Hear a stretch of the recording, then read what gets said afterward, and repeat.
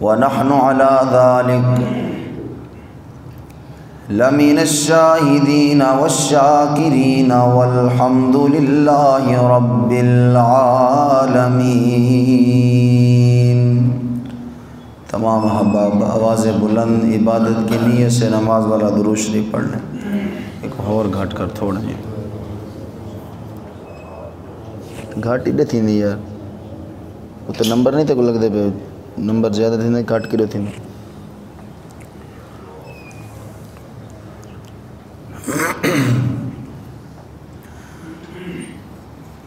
پانی نہیں کہنا۔ بزرگان محترم، واجب الاحترام، قابل ست کریم دوستو، عزیز ساتھیو،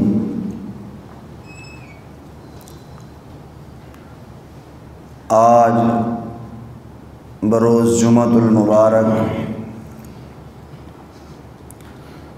14 اگست 2020 ہم سب یہاں جامع مسجد محمدیہ چوک اعظم میں جمع ہیں۔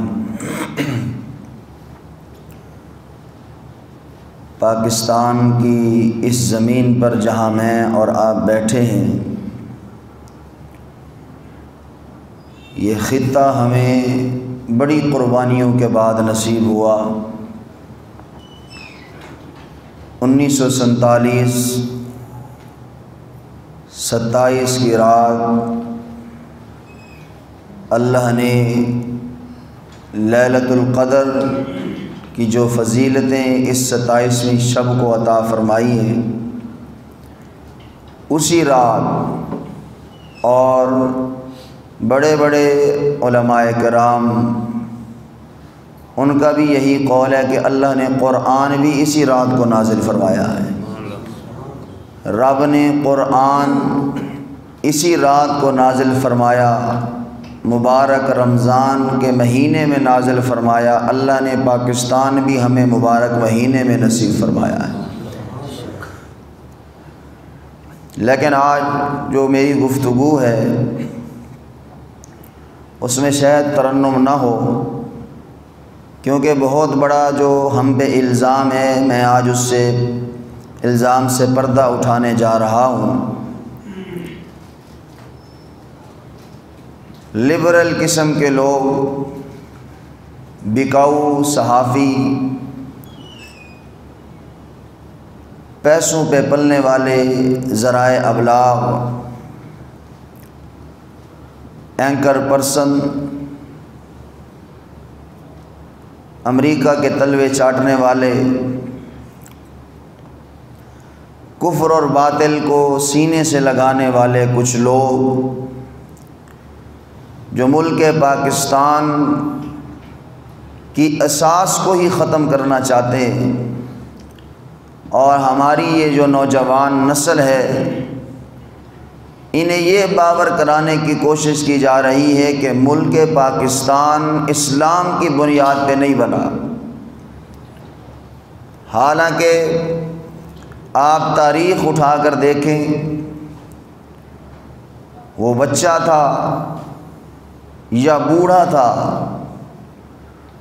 وہ نابینا تھا یا معذور تھا، وہ عورت تھی یا بوڑھا تھا، وہ عالم تھا یا مقتدی تھا، سب کی زبان پر ایک ہی جملہ تھا، پاکستان کا مطلب کیا؟ یہ ویڈیو پوری دنیا جا رہی ہے، تو انڈیا کے بندے بھی بڑے ویخ دینے ملے صحیح ہے۔ 10% انڈیا کے لوگ دیکھتے ہیں میری ویڈیو کو، انہوں نے پتہ لگے بھی پاکستان سے محبت کرنے والے واقعی پاکستانی ہیں۔ ہر کسی کی زبان پر کیا تھا؟ پاکستان کا مطلب کیا؟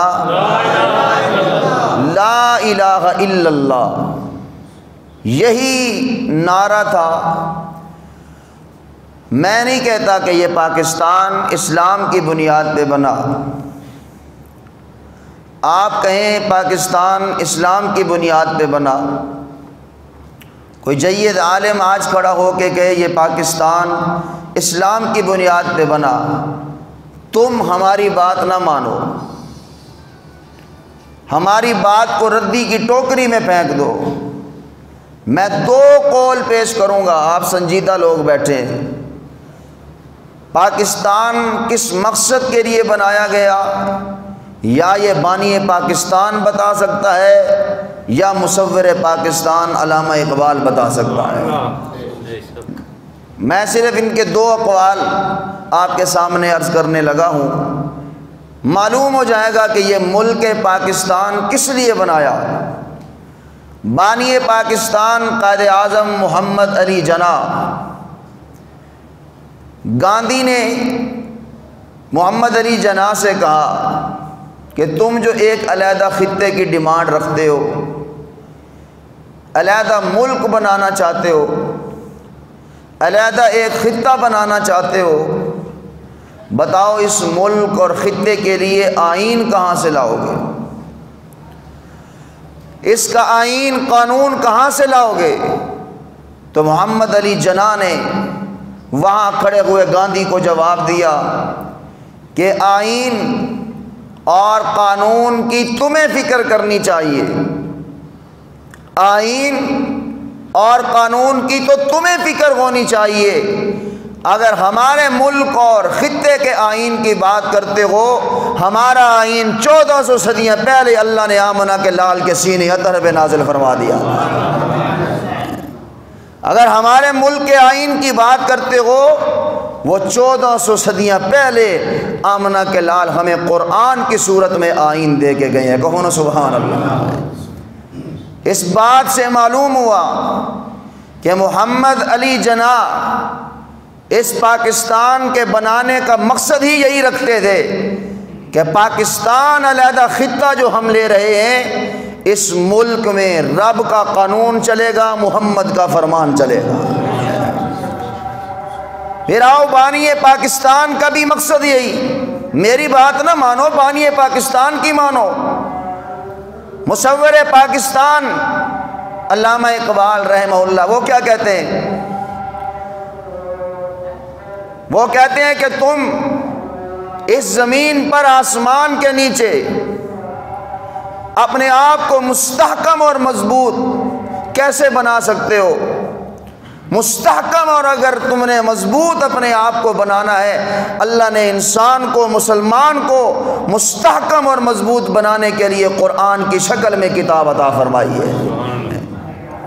یہ قرآن عطا فرمایا، اس قرآن کو جنہوں نے سینے سے لگایا وہ جو مشرک تھے، 360 بتوں کی پوجا کرنے والے تھے، جو راستے میں آئے ہوئے لوگوں کو لوٹ لیا کرتے تھے، جو صرف پانی بھرنے پر کئی سال قتل و غارت کیا کرتے تھے، جو اپنی بچیوں کو زندہ دفن کر دیا کرتے تھے، جہاں ماں کی پہچان نہیں ہوا کرتی تھی، جہاں بیوی کو اللہ اکبر جوتے کی نوک پہ رکھا جاتا تھا، وہ جو در در کے پجاری تھے، اس قرآن کے آئین کو انہوں نے سینے سے لگایا، وہ جو رہزن تھے پھر وہ رہبر بنے۔ اس قرآن کو اقبال کہتے ہیں جب انہوں نے سینے سے لگایا، وہ مٹی کے ذرے تھے، اللہ نے انہیں آسمان کے تارے بنا دیا ہے۔ بانی پاکستان بھی یہی کہتے ہیں کہ یہ ملک اس لیے ہم حاصل کر رہے ہیں کہ اس ملک میں اللہ اور اس کے محبوب کا قانون چلے گا۔ اور قائد اعظم کے بعد علامہ اقبال مصور پاکستان بھی یہی کہتے ہیں، ہماری بات ہوتی تم ردی کی ٹوکری پہ پھینک دیتے، پاکستان کا اگر یہ مقصد نہ ہوتا ہم کبھی مطالبہ نہ کرتے، کبھی یہ بات نہ کہتے کہ اس ملک میں اسلامی قانون نافذ کرو۔ اگر ہم نے اس ملک میں نماز پڑھنی تھی، اگر ہم نے یہ ملک رمضان المبارک کے روزے اور تراویح پڑھنے کے لیے لیا ہے، اگر ہم نے یہ ملک حج بیت اللہ پہ جانے کے لیے لیا ہے، اگر ہم نے یہ ملک منبر و محراب پہ خطاب، تقریر، تبلیغ کے لیے لیا ہے، اگر ہم نے یہ ملک نمازیں ادا کرنے کے لیے لیا ہے، تو بتاؤ آج بھی انڈیا میں نمازیں پڑھی جا رہی ہیں کہ نہیں پڑھی جا رہی؟ بولو، زکوٰۃ وہاں دی جا رہی ہے کہ نہیں دی جا رہی؟ حج وہاں ہو رہا ہے کہ نہیں ہو رہا؟ اور تواڈے کولو سستا ہے، آکو سبحان اللہ۔ ہاں جی، حج ہم سے سستا ہے، وہاں کی حکومت 25,000 روپے حج کرنے والے کو دیتی ہے تے ساڈے تے گھروں جڑے پے ہن وہ بھی کٹ لیندے نے. آگو سبحان اللہ. نمازیں وہاں ہو رہی ہیں, بولو. زکوٰۃ وہاں دی جا رہی ہے. انڈیا والے حج پہ جا رہے ہیں, ہندوستان والے. قرآن کی تلاوت وہاں ہو رہی ہے. مدارس بن رہے ہیں, مساجد بن رہے ہیں, کھلی ہوئی ہیں مساجد بھی مدارس بھی. دارالعلوم دیوبند جس میں پہلے کم تعداد تھی, آج جا کے اس کی بہاریں دیکھو, ہزاروں کے طلباء وہاں پڑھ رہے ہیں. آج بھی وہ بہاریں موجود ہیں. تو پھر یہ ملک کس لیے لیا گیا؟ اگر نمازیں پڑھنی تھی تو ہم ہندوستان بھی پڑھ رہے تھے. اگر رمضان کے روزے رکھنے تھے تو وہ وہاں بھی رکھ رہے تھے. اگر قرآن کی تلاوت کرنی ہے تو وہ وہاں بھی کر رہے تھے.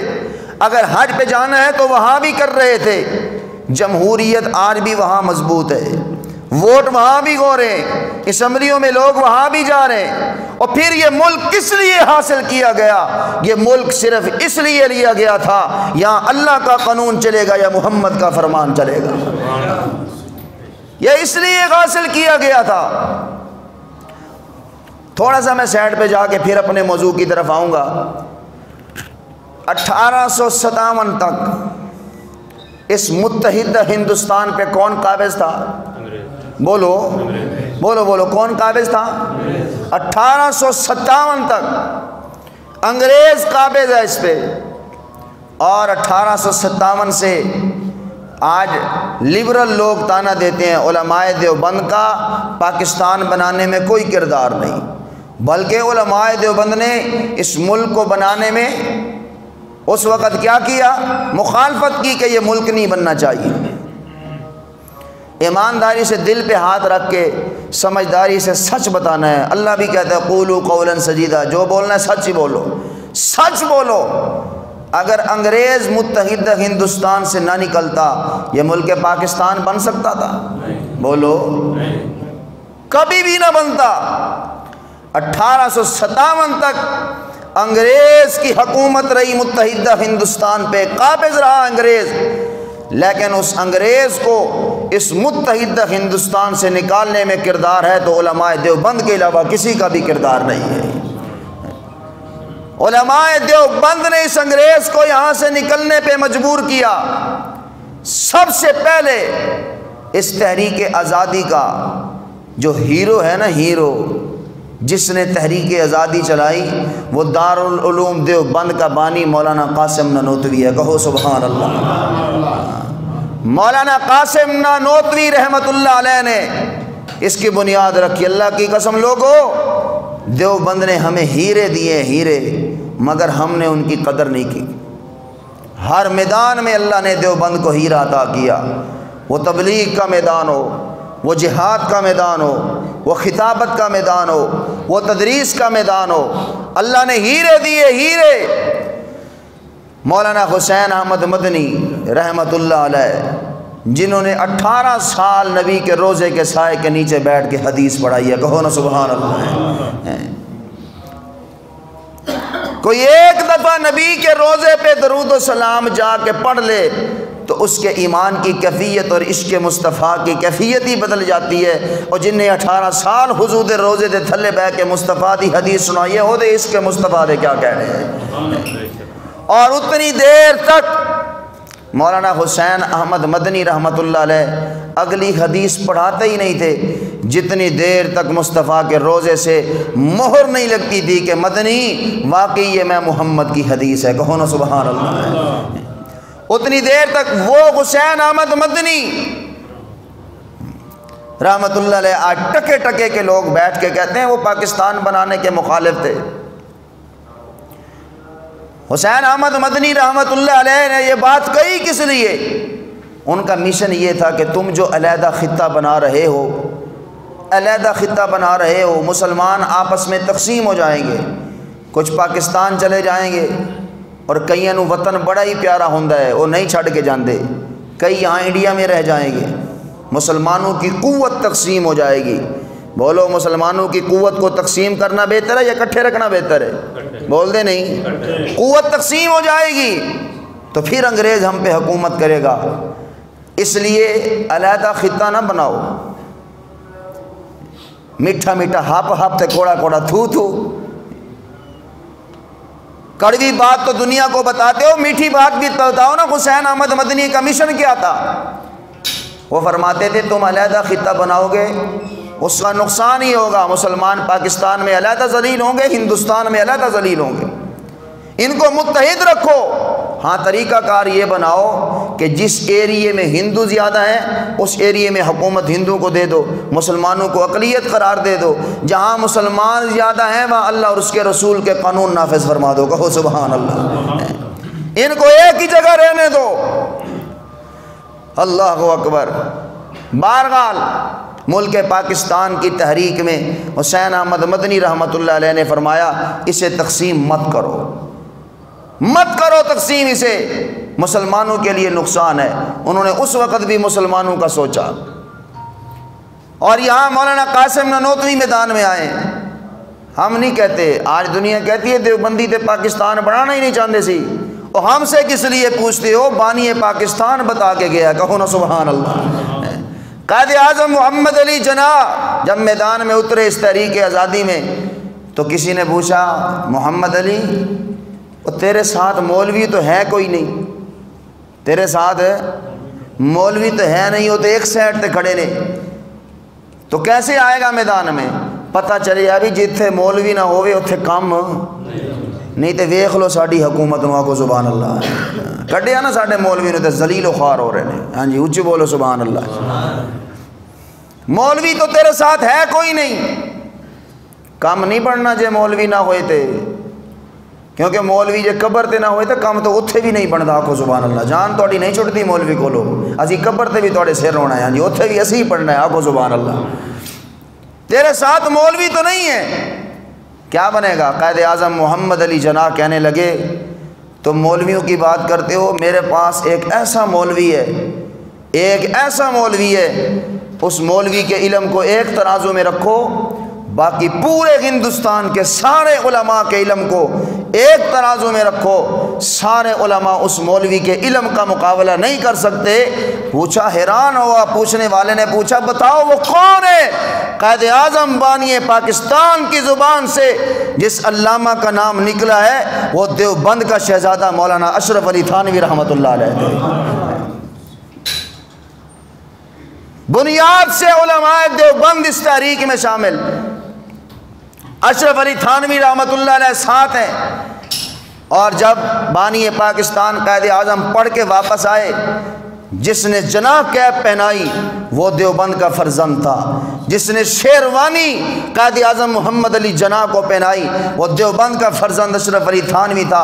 اور پاکستان بننے کے بعد جس نے پاکستان کا سب سے پہلے پرچم لہرایا, اگر علماء دیوبند اس ملک پاکستان کے مخالف ہوتے, سب سے بڑا اعزاز اپنے ملک کے پرچم کو لہرانے کا اعزاز ہوتا ہے, اور اسے پرچم لہرانے کا اعزاز دیا جاتا ہے جو سب سے بڑا محب ہوتا ہے وطن کا.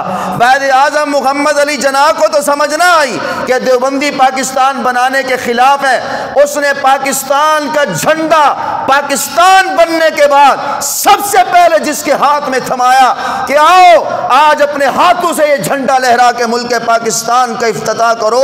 خدا کی قسم آج بھی تمہاری کتابوں میں لکھا ہے پاکستان کے جھنڈے کو سب سے پہلے بلند کرنے والا دیوبند کا فرزند شبیر احمد عثمانی تھا. سب سے پہلے پرچم کس نے لہرایا؟ دیوبندیوں نے. بولو بولو کس نے لہرایا؟ محمد علی جناح کو جناح کیپ پہنانے والا کون؟ دیوبندی تھا. جناح کیپ کے بعد شیروانی پہنانے والا دیوبندی تھا.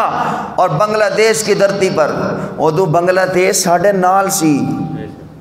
بولو ہاں جی.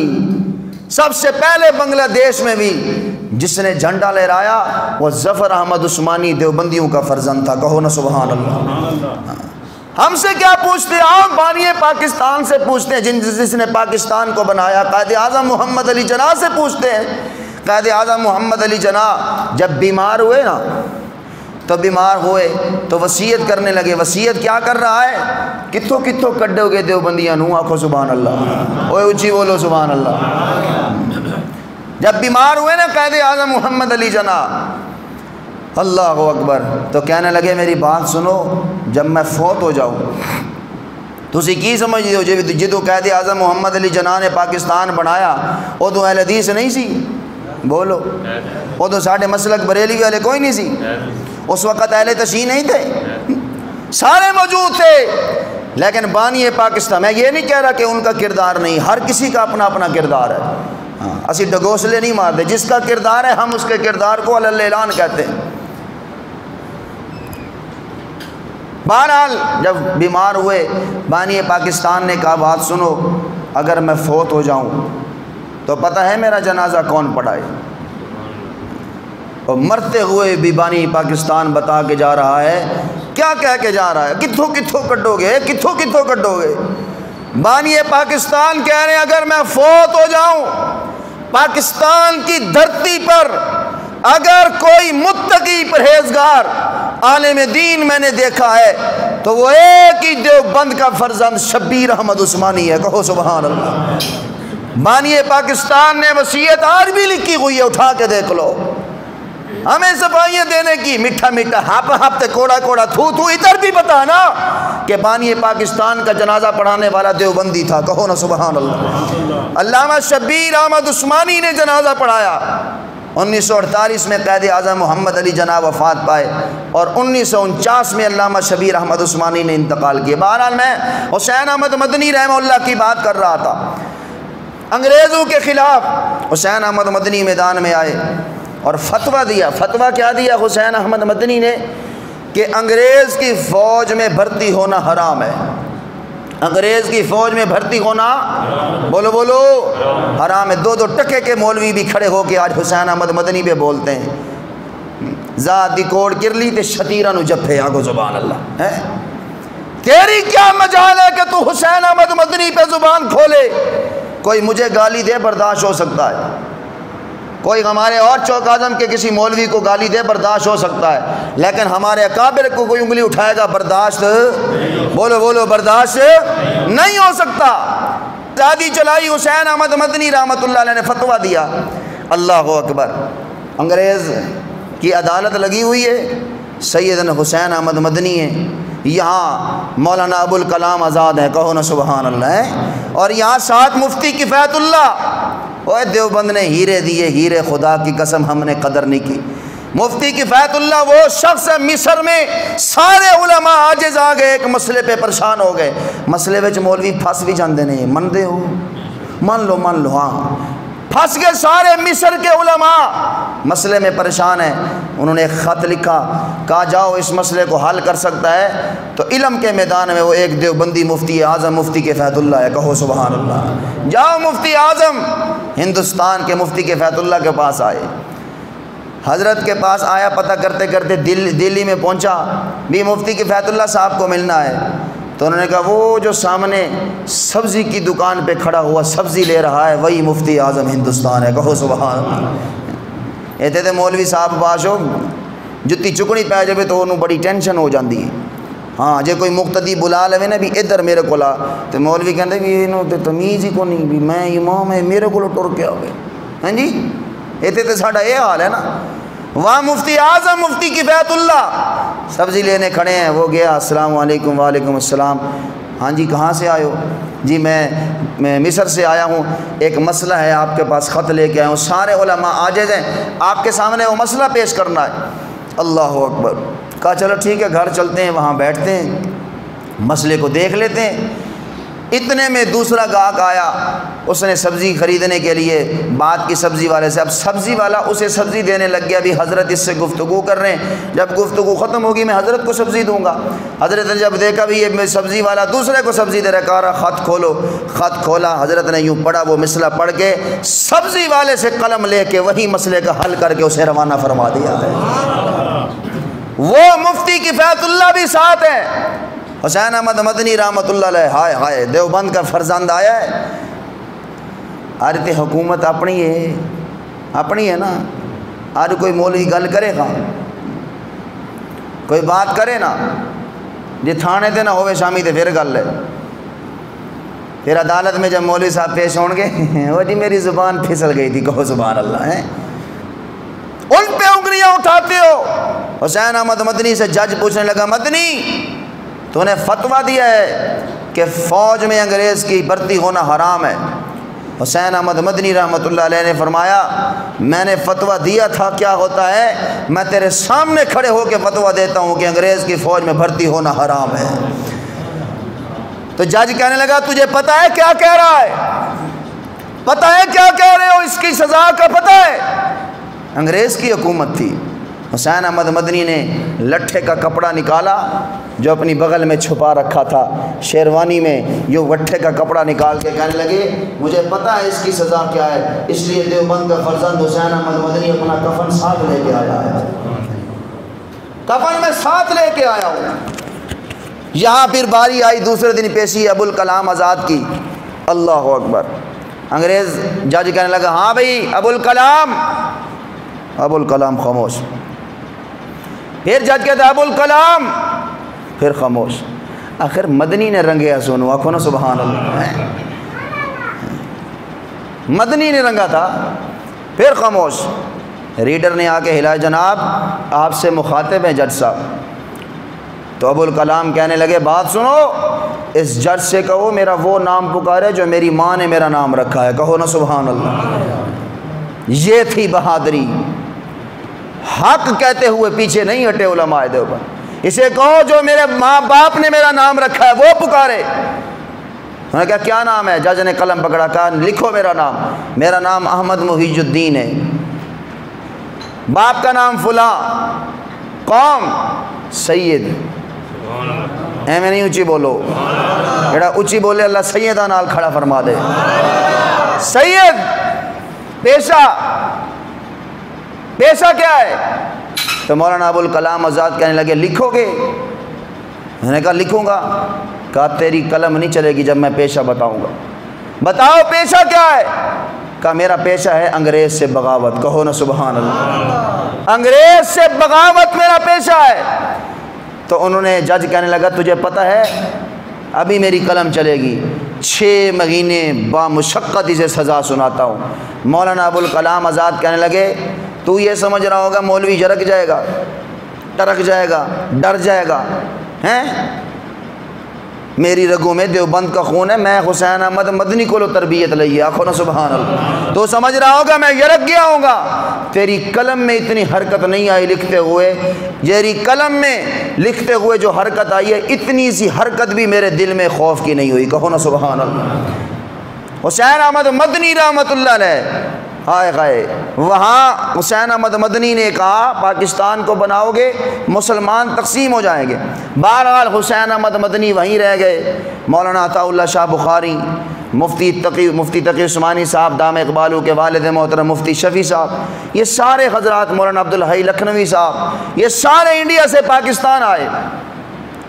اور 62 میں جب انڈیا میں حکومت انڈیا نے شریعت کے خلاف قانون پیش کرنے کی کوشش کی، شریعت کے خلاف اللہ اکبر اسمبلی کے نظام کو بنانے کی کوشش کی، اس وقت وہاں مسلمانوں کی ترجمانی کی جمعیت علماء ہند، مولانا حسین احمد مدنی میدان میں آئے اور انڈیا کی حکومت کو گھٹنے ٹیکنے پہ مجبور کر دیا، کہو سبحان اللہ۔ وہاں انڈیا میں کام آیا یہی دیوبندی مسلمانوں کے، اور پاکستان کی دھرتی پہ جب اسلامی قانون کے نفاذ اور دین اسلام پہ اس ملک کے قانون کو رکھنے کی بات آئی تو یہاں مفتی محمود اور مفتی تقی عثمانی جمعیت علماء اسلام کام آئی ہے، کہو نا سبحان اللہ۔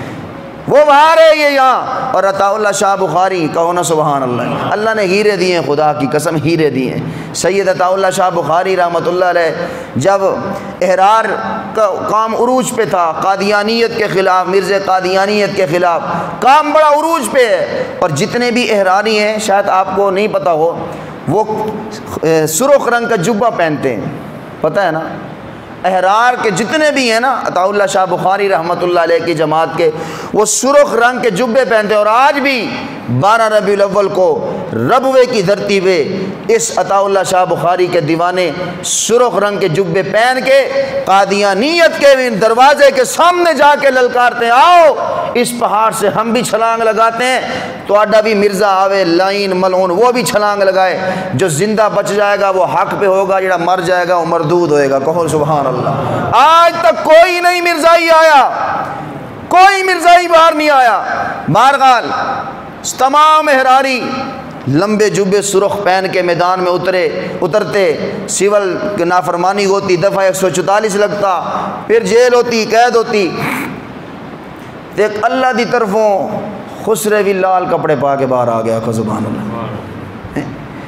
خسرے جو آئے باہر، پولیس والوں کو کیا پتہ بھی یہ کون ہے، انہوں نے ویکھا لال پکڑے پائے ہوئے ہیں، انہوں نے خسرے نو پھڑیا دے اندر آکھو سبحان اللہ۔ خسرے اندر چلے گئے، قید ہو گئے جی۔ یہاں دوڑتا ہوا ایک عالم دین آئے سید عطا اللہ شاہ بخاری رحمہ اللہ کے پاس، حضرت جی کیا ہوا؟ جناب وہ خسرے سرخ کپڑے پہن کے آئے تھے، انہوں نے احراری سمجھ کے تے گرفتار کر لیا کو سبحان اللہ ہے، تو بڑی پریشانی ہے۔ سید عطا اللہ شاہ بخاری نے فرمایا پریشانی کی کیا بات ہے؟ کہا پریشانی یہ کل جب یہ عدالت میں پیش ہوں گے تو یہ خسرے کہہ دیں گے بھی ہمیں تو پتہ ہی نہیں، ہم تو آئے ہی نہیں ہیں میدان میں، جلوس کے لیے تو نکلے ہی نہیں ہیں، تو کہیں یہ بات نہ پھیل جائے کہ احراریوں نے معافی مانگ لی ہے، کمزور ہو گئے، ہماری تحریک بڑی کمزور ہو جائے گی۔ شاہ صاحب نے فرمایا بس اتنی سی بات ہے، چلو اٹھو۔ پھر یہ بھی تو شاہ تھے نا، کہو سبحان اللہ۔ شاہ صاحب کے کمال تھا۔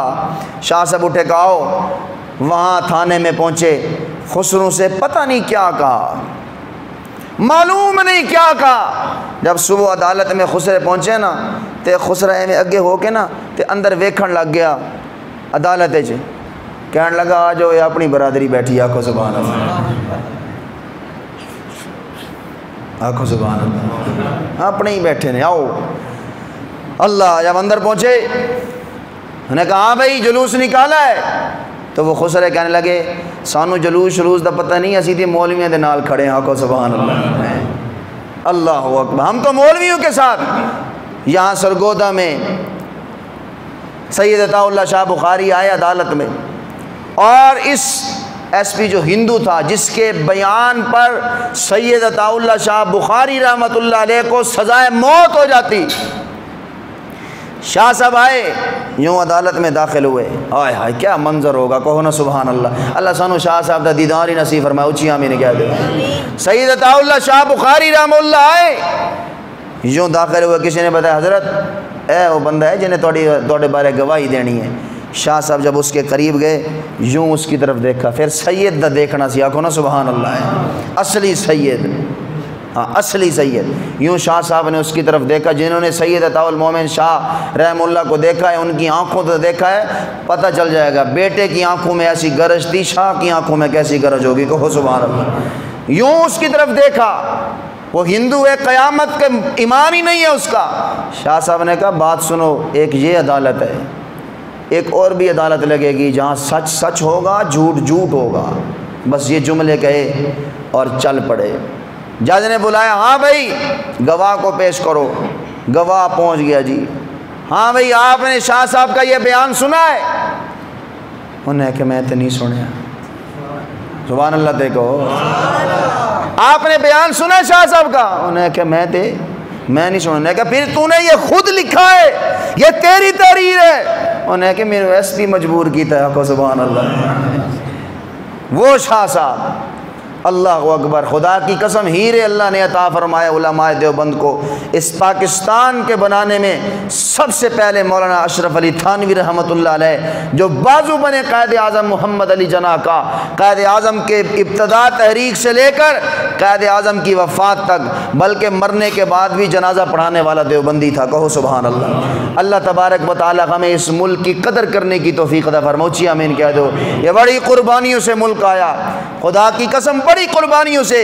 جب یہ ملک لیا جا رہا تھا، مسلمان ہجرت کر کے جب یہاں آ رہے تھے، اور منظر کیا تھا، یوں لین لگی ہوئی ہے بچوں کی، اور بچوں کو نیزے پہ لٹکایا جا رہا تھا۔ یہ ملک پاکستان ایسے نہیں بنا۔ جب اس ملک کو بنانے کا وقت تھا، دوپٹے اڑ رہے تھے، ہماری نوجوان بہنیں اللہ اکبر دریاؤں میں چھلانگیں لگا رہی تھیں، اپنی عزت کو بچانے کے لیے کنویں میں چھلانگیں لگا رہی تھیں۔ اس ملک پاکستان کو بناتے وقت یوں عورتوں ہماری بہنوں کو لین میں کھڑا کر کے ان کے پستانوں میں سوئیاں، ان کے پستانوں میں لوہے سوراخ کر کے اور یوں لین میں پرو دیا جاتا تھا، اور یوں بوڑھے اور بچوں اور علماء کو یوں شہید کر کے تب یہ ملک ہمارے دامن میں آیا ہے۔ اللہ نے یہ ملک ہمیں عطا فرمایا، آج ہم نے ان کی روحوں کے ساتھ غداری کی، جس چیز کے لیے انہوں نے قربانی دی آج تک اس ملک پاکستان میں وہ قانون نافذ بولو نہیں ہو سکا۔ ہم نے غداری کی ان روحوں کے ساتھ، غداری کی ان بہنوں کے ساتھ جنہوں نے عزتیں نیلام کی، کس لیے کہ ہمیں اور ہمارے بھائیوں کو وہ ملک ملے گا جہاں اللہ اور اس کے رسول کا قانون نافذ ہوگا، جہاں چور کا ہاتھ کاٹا جائے گا۔ کٹنا چاہیے بول دے نہیں، ہاں جی، جہاں چور کا ہاتھ کاٹا جائے گا، زانیوں کو رمی جمار کیا جائے گا، یہاں تو سبحان اللہ جو قاتل ہے جس نے خود جا کے لاش نکلوائی ہے، اس کیسر نامی لڑکا ہمارے چوک اعظم کا تھا کہ نہیں تھا؟ اللہ اکبر، قاتلوں نے خود جا کے لاش نکلوائی، اس گھر میں خود پہنچے، سارے چوک اعظم نے دیکھا کہ لاش انہوں نے خود برآمد کرائی ہے، مگر وہ بازیاب ہو کے بری ہوئے کہ نہیں ہوئے؟ وہ بری ہوئے کہ نہیں ہوئے؟ لیکن اگر یہاں ہوتا نا اللہ اور اس کے رسول کا قانون، آئے ہے کہو نا سبحان اللہ۔ اس لیے یہ ملک جس مقصد کے لیے لیا تھا وہ ہم نہیں بتاتے، وہ بانی پاکستان نے بتایا۔ جب گاندھی نے پوچھا تھا کہ اپنا آئین اور قانون کہاں سے لاؤ گے، تو بانی پاکستان قائد اعظم محمد علی جناح کا جواب تھا، آئین اور قانون کی فکر تمہیں ہونی چاہیے، ہمارا آئین اور قانون 1400 صدیاں پہلے اللہ نے محبوب کے سینے میں اتار کے ہمیں دے دیا ہے۔ ہمارا آئین اور قانون قرآن ہوگا۔ آج بھی اس ملک کی سلامتی اسی میں ہے، اس ملک کی امن اور سلامتی اسی میں ہے۔ آج لبرل لوگ اس ملک کو اسلام سے کاٹنا چاہتے ہیں کہ اسلام کی بنیاد پہ ملک بنا ہی کوئی نہیں۔ اور بے وقوفو، تم جب اسلام کو درمیان سے نکالو گے، سندھی، بلوچی، سرائکی، پنجابی اور پٹھانوں کو کس نقطہ نظر پہ تم متحد کرو گے؟ کس نقطہ نظر پہ تم متحد کرو گے؟ اگر یہ سارے کسی نقطہ نظر پہ متحد ہو سکتے ہیں تو وہ صرف اسلام ہے، کہو سبحان اللہ۔ اسلام کے نقطہ نظر پر سندھی بھی اسی صف میں کھڑا ہے، بلوچ بھی اسی صف میں کھڑا ہے، پنجابی بھی اسی صف میں کھڑا ہے۔ اسلام کے نقطہ نظر سے پٹھان بھی اسی ایک صف میں کھڑا ہے اور ایکو امام دے پیچھے کھڑے ہیں، آنکھوں نا سبحان اللہ۔ اس لیے اس ملک کی امن سلامتی یہی ہے کہ ہم اس ملک میں اسلامی قانون کا نفاذ کریں۔ تسی کی تائید کر دے ہو کہ نہیں کر دے؟ یہ ملک بنائی ہاتھ کھڑا کر لو، تائید کرتے ہیں نا آپ انشاءاللہ۔ اللہ ہمارے ملک کی حفاظت فرمائے۔ اور مولانا حسین احمد مدنی رحمۃ اللہ علیہ جن پر الزام لگایا جاتا ہے اللہ اکبر کہ وہ اس ملک پاکستان کے مخالف تھے، جب یہ ملک پاکستان پر، میں نے پہلے آپ کو بتایا انہوں نے یہ بات کس لیے کہی، کس لیے کہی، وہ سر آپ کے سامنے پہلے میں عرض کر چکا ہوں۔ جب ملک پاکستان بن گیا، بننے کے بعد کسی نے آ کے پوچھا حسین احمد مدنی سے، مدنی صاحب ہون تے ملک بن گیا، ہون کی کرو گے؟ ہون تے ملک بن گیا، ہون تسی کی کہندے ہو؟ کیسا اخلاص تھا ان لوگوں کے سینوں میں، کیسا اخلاص تھا۔ تو انہوں نے ایسے پیارے جملے کہے، پوری پاکستان کی تاریخ میں پاکستان کے لیے ایسا پیارا جملہ سوائے دیوبندیوں کے کسی نے نہیں کہا، کہو سبحان اللہ۔ حسین احمد مدنی رحمہ اللہ جو کل تک کہتے تھے پاکستان مت بناؤ، مسلمان انڈیا میں علیحدہ ذلیل ہوں گے، بنگلہ دیش میں علیحدہ ذلیل ہوں گے، پاکستان میں ہو رہے ہیں کہ نہیں ہو رہے؟ ایتے تے جیڑی بھی قانون آندے اقلیتاں نو حق دیو، اقلیتاں نو حق دیو، ساڈا تے بیڑا غرق کر دیتا نا۔ مسلمان کا تو کوئی حق نہیں ہے، سارے مولوی پیشہ ور مولوی، آگو سبحان اللہ ہے۔ حکومت دے پلن والے پیسے آتے، جو اٹھے گا اقلیت کو حقوق دو، اقلیت کو حقوق دو۔ کوئی مسلمان دے بھی حق ہے نا کہ نہیں؟ کوئی ہمارا بھی حق ہے کہ نہیں؟ مسلمان پس رہا ہے، مندر بنائے جا رہے ہیں، اقلیتوں کو حقوق دیا جا رہا ہے اور مساجدوں کو بند کیا جا رہا ہے۔ کیا جا رہا ہے کہ نہیں کیا جا رہا؟ بولو۔ اور مسلمانہ دی مسجد دا اللہ دے گھر دا بھی کوئی حق ہے کہ نہیں؟ اقلیتوں کو حقوق دیے جا رہے ہیں اور مسلمانوں کے حقوق کی بات ہی کوئی نہیں۔ بہرحال ہون نہیں سہ سکتے اسی، ہون ہم اپنا حق لے کے رہیں گے، کہہ دو انشاءاللہ ہوں اسا اپنا حق لے کے رہاں گے، بڑی ہو گئی۔ بہرحال حسین احمد مدنی رحمۃ اللہ علیہ نے فرمایا یہاں مسلمانوں کو متحد رہنے دو، ایک جگہ رہنے دو، صرف تم نے قانونی اسلامی نفاذ ہی کرنا ہے نا، اسلامی قانونی نفاذ کرنا ہے نا، پورے ملک میں آپ چاہتے ہیں اب اسلامی قانون کا نفاذ ہو، ایسے کرو چوک اعظم میں اگر مسلمانوں کی تعداد زیادہ ہے وہاں اسلامی قانون نافذ فرما دو، کہو سبحان اللہ۔ جہاں ہندو کا تعداد زیادہ ہے مسلمانوں کو اقلیت قرار دے دو اور ہندو کا نظام چلا دو، اس طرح مسلمان بھی متحد رہیں گے، پاور بھی ایک ہوگی، نہیں ان کو ٹکڑے ٹکڑے مت کرو، نہیں تو جب تم ٹکڑے کر کے پاکستان جاؤ گے پھر پاکستان کو بھی ٹکڑے ٹکڑے کیا جائے گا۔ بنگلہ دیش ٹکڑے ہویا کہ نہیں ہویا؟ بول دے نہیں۔ پاکستان کو تقسیم کیا کہ نہیں کیا؟ تو پھر حسین احمد مدنی ایسا اخلاص تھا، پوچھا بتائیں نا ہوں تے ملک بن گیا کی بنے گا؟ حسین احمد مدنی رحمۃ اللہ علیہ نے ایسا پیارا جملہ کہا، فرمایا دیکھو جب انسان مسجد بناتا ہے، جب انسان مسجد بناتا ہے، کوئی کہندا جناب ایتھے بنا لو، کوئی کہندا نہیں اس نکر وچ بنا لو، کوئی کہتا نہیں یہاں بنا لو، کوئی کہتا یار اس محلے وچ بنان دی لوڑ ہی کوئی نہیں، پہلے ایک مسجد ہے جو صحیح، آکھو سبحان اللہ، کہتے ہیں کہ نہیں کہتے؟ بولو۔ تو ایسا پیارا جملہ اس ملک کے لیے سوائے علماء دیوبند نے نہیں کہا، فرمایا حسین احمد مدنی نے کہ مسجد بنانے میں اختلاف ہو سکتا ہے لیکن جب مسجد بن جائے پھر انہوں مسلمان ڈگن، بولو بولو، جب مسجد بن جائے پھر اس مسجد کو مسلمان گرنے نہیں دیتے۔ نہیں یقین آتا تھا اسلام آباد ڈگی ہوئی مسجد مسلمانوں نے دوبارہ بنوائی ہے کہ نہیں بنائی؟ کہو سبحان اللہ۔ اس ملک پاکستان کے لیے مسجد کا لفظ اگر کائنات میں کسی نے استعمال کیا ہے تو وہ بھی دیوبند نے کیا، کہو سبحان اللہ۔ ہاں دنیا کہتی ہے یہ ملک، یہ زمین ہماری ماں ہے، ہماری، بولو بولو، کہتے ہیں کہ نہیں کہتے؟ یہ زمین ہماری، یہ وطن ہماری ماں ہے۔ ہم نے کیا کہا دیوبند نے؟ وہ ماں تو ہوتی ہی ماں ہے، ہم اس ملک کو مسجد کی طرح سمجھتے ہیں، مسجد کے لیے ہم اپنی ماں بھی قربان کر سکتے ہیں، کہو سبحان اللہ۔ یہ ملک ہمارے لیے مسجد کی طرح ہے، جس طرح ہم مسجد کی حفاظت کرتے ہیں، مسجد کا انتظام کرتے ہیں، ملک کے لیے بھی ایسے کریں گے کہ نہیں کریں گے انشاءاللہ؟ بولو بولو۔ اللہ رب العزت ہمیں اس ملک کی حفاظت کرنے کی توفیق عطا فرمائے۔ جتنے بھی ہمارے ادارے ہیں جو اس ملک کے ساتھ مخلص ہیں، اللہ ان کی عمر میں، علم میں، رزق میں برکت عطا فرمائے۔ جو غدار ہیں وہ مولوی کی شکل میں ہو، وہ فوج کی شکل میں ہو، وہ وزیروں کی شکل میں ہو، وہ M N A M P A کی شکل میں ہو، اللہ انہوں نے نیست و نابود فرمائے، اونچی آمین کہہ دے۔ اللہ انہوں نے نیست و نابود فرمائے، اونچی آمین کہہ دے۔ جنہوں نے غداری کی، ہماری ان بہنوں کی عزتیں نیلام ہوئی، ان بہنوں سے جنہوں نے غداری کی ہے اللہ انہوں نے نیست و نابود فرمائے، اونچی آمین۔ جنہوں نے معصوم بچے نیزے پہ چڑھے ہوں کو نہیں دیکھا، ملک کے ساتھ غداری کی، اللہ انہوں نے نیست و نابود فرماوے۔ جن مولویوں نے وہ اچھلتے ہوئے دوپٹوں کو نہیں دیکھا اور ملک سے غداری کی ہے، آج تک اس ملک میں اسلامی قانون نافذ نہ، اللہ انہوں نے برباد کرے، اونچی آمین کہہ دو۔ اور سبحان اللہ کہتے پھر میں شعر ہی سنا دے۔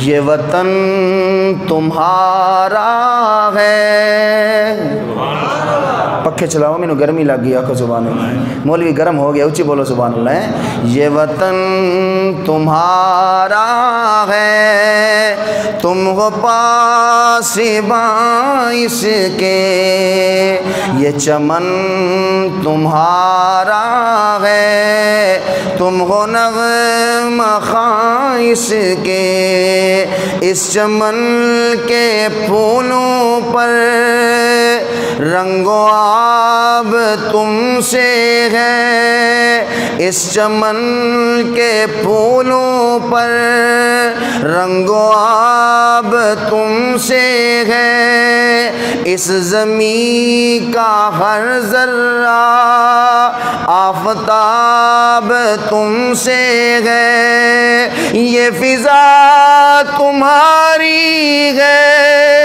کہکشاں تمہارے ہے، یہ فضا تمہاری ہے، بغیر و بر تمہارے ہے، کہکشاں یہ جالے راہ گزر تمہارے ہے۔ بغیر موسیقی دیتے، بغیر ساز دے بھی بندہ ترانہ پڑھ سکتا، آکھو سبحان اللہ۔ یہ وطن تمہارا ہے، یہ وطن ہمارا ہے، پڑھ لو نال نال، یہ وطن ہمارا ہے، ہم ہیں پاسباں اس کے، اس زمین کی مٹی میں خون ہے شہیدوں کا۔ اٹھتے ہوئے دوپٹے، نیزے پہ چڑھے ہوئے بچے، پستانوں میں لوہے ٹھوک دی ہوئی وہ منظر، اس زمین کی مٹی میں خون ہے شہیدوں کا، ارض پاک مرکز ہے قوم کی امیدوں کا، نظم و ضبط کو اپنا، نظم و ضبط کو اپنا میر کارواں جانو، وقت کے اندھیروں میں اپنا آپ پہچانو، یہ وطن ہمارا ہے، ہم ہیں پاسباں اس کے۔ انشاءاللہ ہماری قوم کو یہی امید ہے، اس ملک میں اسلامی قانون نافذ ہوگا، اونچی کہہ دو انشاءاللہ۔ چور کا ہاتھ کاٹا جائے گا، امیر اور غریب میں فرق نہیں رکھا جائے گا، رشوت دے کے بندے چھوٹ کے باہر، رشوت دے کے FIR انشاءاللہ عدل اور انصاف ہوگا۔ اللہ ہم سب کو اپنے ملک کے لیے تن من دھن قربان کرنے کی توفیق عطا فرمائے۔ زندگی باقی، ملاقات باقی۔